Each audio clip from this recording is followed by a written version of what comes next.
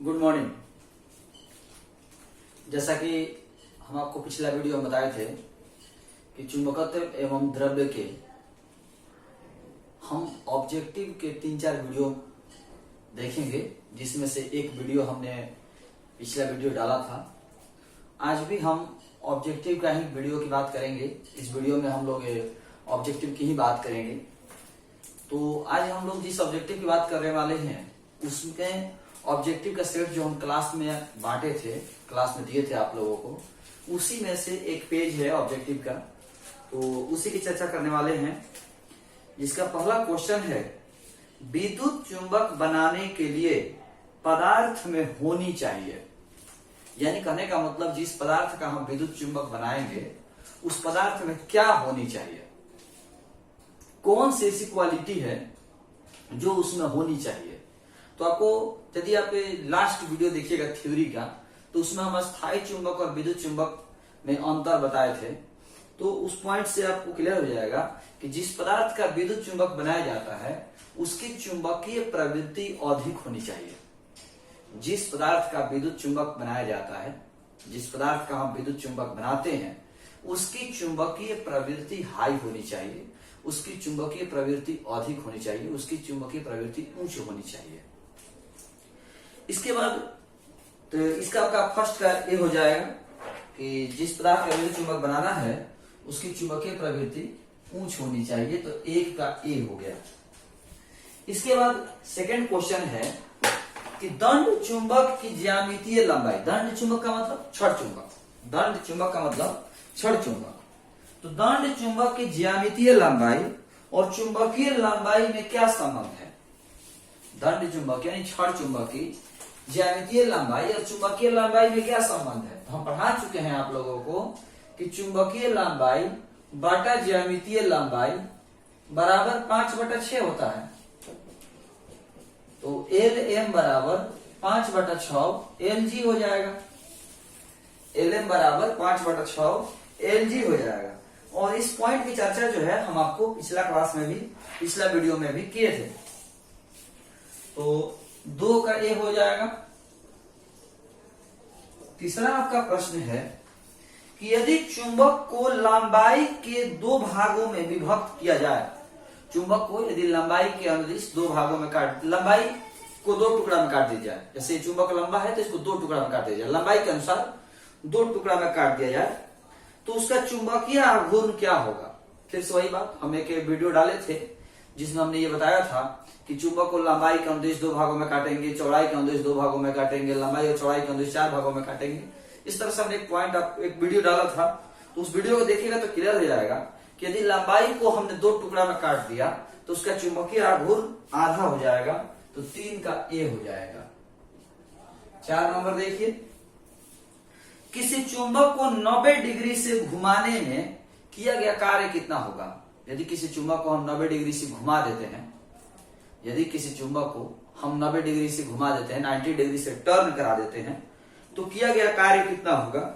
तो फॉर्मूला होता है, सूत्र आप लोग पढ़े होंगे, W बराबर M B cos θ1 minus cos θ2, यानी 0 डिग्री माइनस 90 डिग्री, तो 0 डिग्री का मान 1 हो जाएगा और 90 डिग्री का मान 0 हो जाएगा। तो W बराबर एम बी 4 का ए। 5 नंबर, किसी छोटे छड़ चुंबक यानी चुंबकीय द्विध्रुव के कारण किसी बिंदु पर अक्षीय स्थिति और निरक्षीय स्थिति में चुंबकीय बल क्षेत्र का अनुपात कितना होगा। यानी अक्षीय स्थिति में चुंबकीय क्षेत्र और निरक्षीय स्थिति में चुंबकीय क्षेत्र का अनुपात कितना होता है। अक्षीय स्थिति में चुंबकीय क्षेत्र और निरक्षीय स्थिति में चुंबकीय क्षेत्र का अनुपात कितना होता है। ये तो आपको पता ही है कि छड़ चुंबक के कारण यानी चुंबकीय द्विध्रुव के कारण अक्षीय स्थिति और लंबवत समविभाजक स्थिति में चुंबकीय क्षेत्र का अनुपात 2:1 होता है, यानी 5 का बी। 6 नंबर देखिए, चुंबकीय आघूर्ण की दिशा किधर होती है। ये तो अच्छा से याद होगा आप लोगों को, चुंबकीय आघूर्ण की दिशा साउथ से नॉर्थ होती है। चुंबकीय आघूर्ण की दिशा साउथ से नॉर्थ होती है। 6 का बी। 7 नंबर, चुंबकीय क्षेत्र में किसी परीक्षण ध्रुव M0 पर लगा चुंबकीय बल F हो तो चुंबकीय प्रेरण B किसके बराबर होगा। ये इस साल एग्जाम में पूछा भी गया था, जो 2021 का एग्जाम हुआ इसमें ये क्वेश्चन पूछा भी गया था। फॉर्मूला हम पढ़ा चुके हैं, B बराबर F/m होता है। इसी में थोड़ा सा m को m0 लिखा हुआ है तो कोई दिक्कत नहीं है। 7 का A। 8 नंबर देखिए, एक समान चुंबकीय क्षेत्र में स्वतंत्र रूप से निलंबित, निलंबित का मतलब लटकना, एक समान चुंबकीय क्षेत्र में स्वतंत्र रूप से निलंबित चुंबक पर क्रियाशील बल युग्म का आघूर्ण टाउ कितना होता है। फॉर्मूला होता है टाउ बराबर m क्रॉस b, टाउ बराबर m क्रॉस b। 8 का b। 9 नंबर, m आघूर्ण के चुंबक को चुंबकीय क्षेत्र B की दिशा से 180 डिग्री कोण से विक्षेपित करने पर किया गया कार्य कितना होगा। यानी चुंबकीय क्षेत्र की दिशा से 180 डिग्री घुमाना है, यानी W बराबर mb cos θ1 का मान 0 डिग्री और θ2 का मान 180 डिग्री। θ1 का मान 0 डिग्री, θ2 का मान 180 डिग्री, तो W बराबर mb cos ZD का मान 1, cos 180 का मान -1, माइनस माइनस प्लस, W बराबर 2mb, W बराबर 2mb। 9 का B। 10 नंबर देखिए, पृथ्वी के ध्रुव पर नमन कोण का मान कितना होता है। इस पॉइंट को बहुत इंपॉर्टेंट समझिएगा। पृथ्वी के ध्रुव पर नमन कोण का मान कितना होता है। तो पढ़ाया है हम, आप लोग को याद होगा कि विषुवत रेखा पर नमन कोण का मान 0 डिग्री होता है, ध्रुव पर नमन कोण का मान 90 डिग्री होता है, और विषुवत रेखा से ध्रुव की ओर जाने पर नमन कोण का मान बढ़ता जाता है। ये 3 ऑब्जेक्टिव है। विषुवत रेखा पर ध्रुव का मान, विषुवत रेखा पर नमन कोण का मान 0 डिग्री, ध्रुव पर नमन कोण का मान 90 डिग्री, और विषुवत रेखा से ध्रुव की ओर जाने पर नमन कोण का मान बढ़ता है। तो इसका 10 का B हो जाएगा। 11 नंबर देखिए, चुंबकीय याम्योत्तर और भौगोलिक याम्योत्तर के बीच का कोण क्या होता है। चुंबकीय याम्योत्तर और भौगोलिक याम्योत्तर के बीच के कोण को अवनमन या दिक्पात कहते हैं। पढ़ाया है आप लोगों को थ्योरी में। भौगोलिक याम्योत्तर और चुंबकीय याम्योत्तर के बीच के कोण को अवनमन या दिक्पात कहते हैं। 11 का A। 12 नंबर देखिए, द्रव, ये तो क्वेश्चन बहुत ही बेहतरीन है, बहुत बेहतरीन। हम आपको ये थ्योरी में भी चर्चा किए थे। द्रव और गैस, द्रव और गैस, ऑप्शन देखिए तो बड़ा बेहतरीन क्वेश्चन ऑप्शन है। लौह चुंबकीय पदार्थ नहीं होते हैं, प्रति चुंबकीय पदार्थ नहीं होते हैं, अणु चुंबकीय पदार्थ नहीं होते हैं, निर्वात के सदृश चुंबकीय आचरण करते हैं। तो बहादुर, जो लौह चुंबकीय पदार्थ है वो केवल ठोस होता है, द्रव और गैस नहीं होता है। लौह चुंबकीय पदार्थ केवल ठोस होता है, द्रव और गैस होता ही नहीं। यानी द्रव और गैस कभी भी लौह चुंबकीय पदार्थ नहीं हो सकते। यदि कोई पदार्थ है जो द्रव अवस्था में या गैसीय अवस्था में है तो लौह चुंबकीय हो ही नहीं सकता, क्योंकि लौह चुंबकीय केवल ठोस होता है। कोई भी पदार्थ यदि द्रव या गैस अवस्था में है तो लौह चुंबकीय पदार्थ नहीं हो सकता, क्योंकि लौह चुंबकीय पदार्थ केवल ठोस होता है। तो इसका ऑप्शन नंबर ए। बहुत बेहतरीन प्रश्न है। 13 नंबर देखिए, चुंबक के 2 ध्रुवों के बीच की दूरी को क्या कहते हैं। चुंबक के 2 ध्रुवों के बीच की दूरी को क्या कहते हैं। चुंबकीय लंबाई। चुंबक के 2 ध्रुवों के बीच की दूरी को चुंबकीय लंबाई कहते हैं, और दोनों ध्रुवों को मिलाने वाली रेखा को चुंबकीय अक्ष कहते हैं। दोनों ध्रुवों को मिलाने वाली रेखा को चुंबकीय अक्ष कहते हैं, और दोनों ध्रुवों के बीच की दूरी को चुंबकीय लंबाई कहते हैं। 14 है, स्टील की एक तार चुंबक का चुंबकीय आघूर्ण M है, उसे अर्धवृत्ताकार चाप में मोड़ने पर उसका नया चुंबकीय आघूर्ण क्या होगा। इसको थोड़ा सा रोक दीजिए। 15 नंबर देखिए, एक लौह चुंबकीय पदार्थ की चुंबकशीलता कितनी होती है। ये भी एग्जाम में पूछा गया है। लौह चुंबकीय पदार्थ की चुंबकशीलता 1 से बहुत अधिक होती है। लौह चुंबकीय पदार्थ की जो चुंबकशीलता है वो 1 से बहुत अधिक होती है। लौह चुंबकीय पदार्थ की चुंबकशीलता 1 से बहुत अधिक होती है, धनात्मक और 1 से बहुत अधिक होती है। अब जो 14 नंबर का न्यूमेरिकल है, 14 नंबर जो क्वेश्चन है न्यूमेरिकल है, वो थोड़ा सा इसको समझते हैं।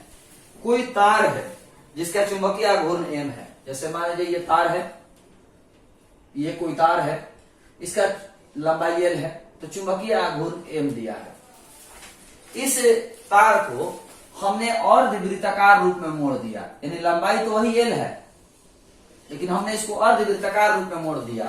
तो अब जो दूरी होगा ना, अब जो दूरी होगा वो ये वाला दूरी होगा, जो दूरी होगा वो ये होगा, यानी व्यास इसकी दूरी का काम करेगा।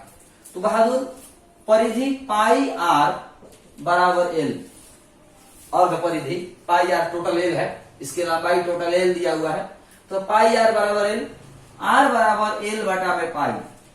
तो हमें तो R चाहिए नहीं, हमें तो 2R चाहिए यहां से यहां तक, तो 2R बराबर 2L बटा में पाई। यानी अब जो है दोनों ध्रुवों के बीच की दूरी की, पहले दोनों ध्रुवों के बीच की दूरी L थी, पहले दोनों ध्रुवों के बीच की दूरी L थी, लेकिन अब दोनों ध्रुवों के बीच की दूरी 2L बटा पाई है। अब जो है दोनों ध्रुवों के बीच की दूरी 2L बटा पाई है, दोनों ध्रुवों के बीच की दूरी जो है वो 2L बटा पाई है, दोनों ध्रुवों के बीच की दूरी 2L बटा पाई है, दोनों ध्रुवों के बीच की दूरी 2L बटा पाई है। फॉर्मूला होता है चुंबकीय आघूर्ण बराबर M इंटू 2L। 2L क्या है? तो दोनों ध्रुवों के बीच की दूरी, दोनों ध्रुवों के बीच की दूरी। तो पहले जो दूरी था ना वो कैपिटल L था, लेकिन अब जो दूरी है वो 2L बटा पाई है। तो 2 बटा पाई बाहर ले लीजिए, M into L, M into L के जगह पर हो जाएगा कैपिटल M, तो 2M बटा पाई हो जाएगा, यानी इसका आंसर हो जाएगा 2M बटा में पाई, 14 का C। एक बार फिर से समझिए, बहुत बेहतरीन प्रश्न है। पहले जब लंबाई L था तो चुंबकीय आघूर्ण M था, और इस चुंबकीय आघूर्ण M का जो फॉर्मूला होता वो M इंटू कैपिटल L होता, क्योंकि चुंबकीय आघूर्ण का फॉर्मूला होता है ध्रुव सामर्थ्य गुना उनके बीच की दूरी। तो उनके बीच की दूरी कितनी है? तो L है। लेकिन अब हम देख पा रहे हैं यहां पर कि दोनों ध्रुवों के बीच की दूरी 2R है। दोनों ध्रुवों के बीच की दूरी कितनी है? 2R। जब हमने अर्धवृत्ताकार रूप में मोड़ दिया तो दोनों ध्रुवों के बीच की दूरी 2R हो गया। तो पहले हमने R निकाला, अर्ध परिधि पाई R बराबर L, तो R बराबर L बटा में पाई, तो 2R बराबर 2L बटा में पाई, 2R बराबर 2L बटा में पाई, 2R बराबर 2L बटा में पाई। तो 2R बराबर 2L बटा में पाई। तो फॉर्मूला होता है M चुंबकीय आघूर्ण का M इंटू L, यानी दूरी, दोनों ध्रुवों के बीच की दूरी।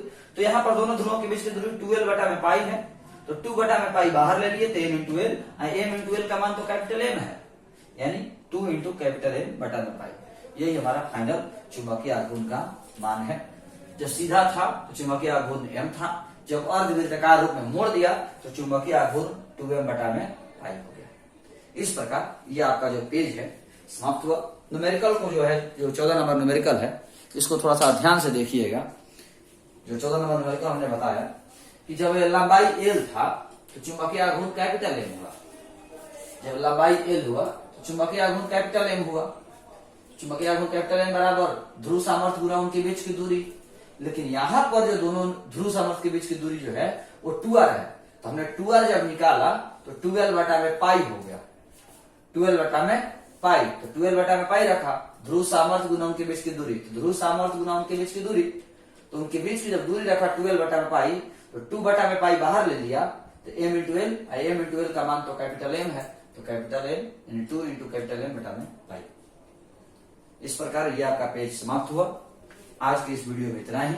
अगले वीडियो में फिर से हम एक पेज को लेकर के मिलेंगे। जो हमने पेज दिया है, सब लोग के पास पेज उपलब्ध है, तो उसमें आप चुंबक का देखिएगा पेज, तो 3 पेज हमने दिया है, तो 3 पेज सेट का बनवाएंगे, और बाकी फिर ऑब्जेक्टिव कोई बहुत सारे बुक्स हैं, उसमें से कोई बुक लेकर के हम आपको ऑब्जेक्टिव के क्वेश्चन सॉल्व करवाएंगे। तो आज के इस वीडियो में इतना ही। हम आशा करते हैं आप सब लोग स्वस्थ होंगे, आपके यहाँ सब लोग स्वस्थ होंगे। तो हम लोग अगले वीडियो में मिलते हैं। आज के इस वीडियो में इतना ही। धन्यवाद।